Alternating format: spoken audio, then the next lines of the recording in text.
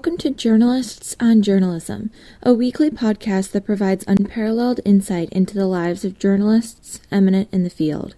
This series is brought to you by Stanford's Masters in Journalism program. For more information on future speakers and to listen to previous podcasts, visit journalism.stanford.edu.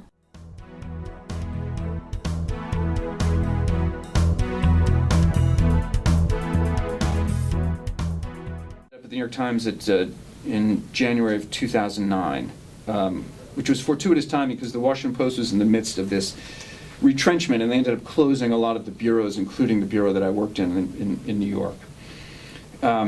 So that's kind of like how I got to where I am.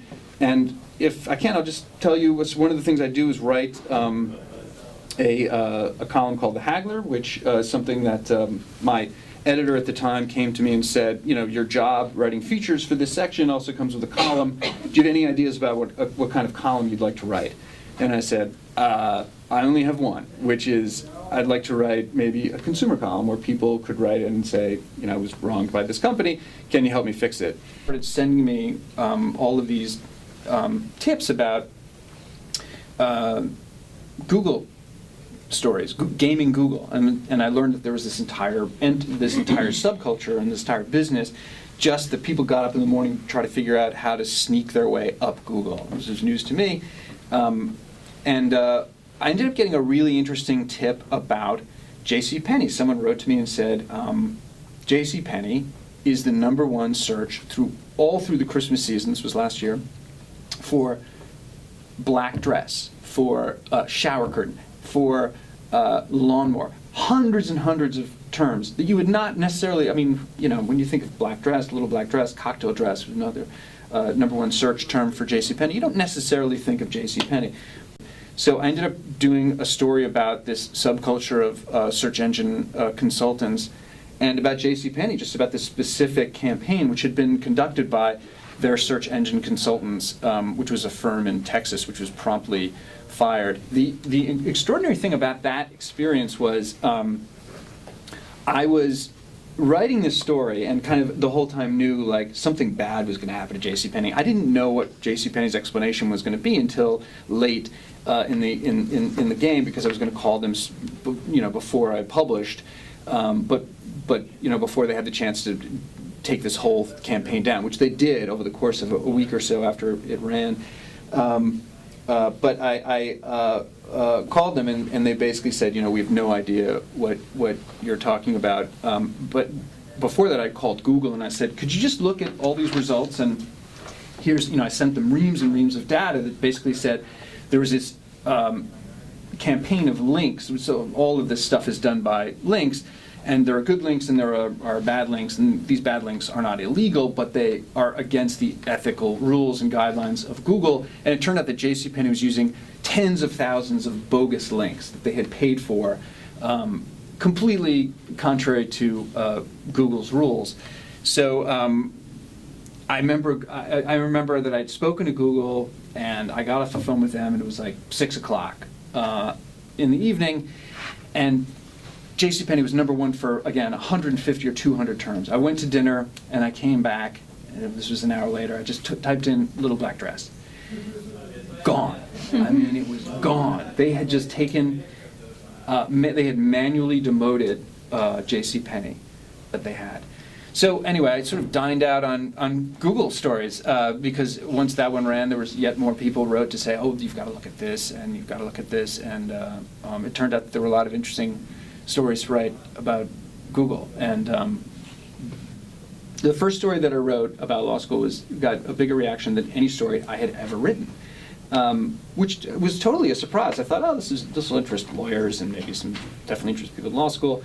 But it was really a surprise. And so my editors came to me and they said, like, keep going. And so again, people started writing to me. Students would say, why don't you look at the merit scholarship system, which is, you know, set up so that it fools students into coming and thinking that they're going to keep their merit scholarships, when in fact a very high % of them lose it. Law schools also do this very, very sketchy thing where they have this key statistic, which is what percent of their graduates are employed 9 months after graduation. That is a big boasting thing for a lot of them, and this is during one of the worst legal recessions in history. That number has come way down in reality. Well, if you look at the law school's records, for many schools it's every bit as high and higher than it's ever been. Many schools reporting 98%, 99%. There are 10 schools in this country that report 100% employment. And so I looked into that. That was the first story I wrote. It turns out that lots of these law schools were hiring their own students.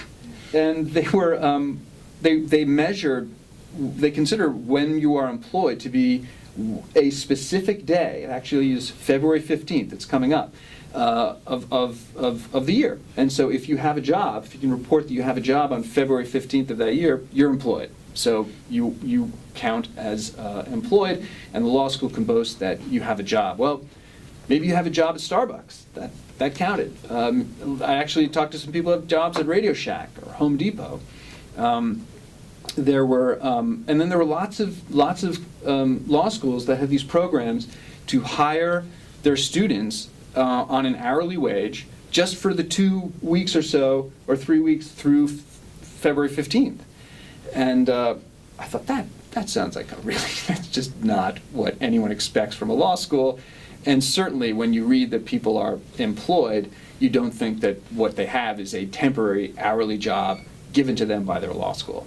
So anyway, that was the other thing that I did last year, is I just wrote and wrote and wrote about law school. Not a subject I'd ever thought twice about, but one that turned out to yield a lot of interesting tales. Yeah, so I try to have a completely different voice for the Haggler, which is kind of a little bit preening, slightly jackass, and a little bit self-important in a way that's kind of hopefully comical, so that it's clear that it's not me, because I kind of don't want it to be confused with my regular voice, my indoor voice, whatever you would call that.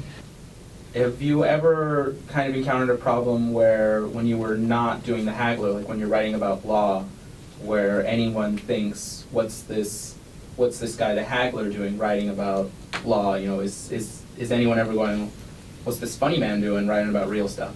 And I don't mean that Haggler's not real stuff, sorry, but is there ever a conflict? Is there ever anyone misinterpreting who you are as a reporter because you have two different voices? That's a really good question. I mean, I've worried about that because in a way I'm writing as a critic about things that I also report on as a person, and that can be a little tricky. And to my surprise, no one has ever raised that question, like how can you write about this as a critic in this voice that is more whimsical, and also write about it as a reporter. I've always worried that would happen. It seems like no one at the Times is concerned about it, and I'm relieved by that. Like, there's not been complaints about this kind of hybrid job that I have.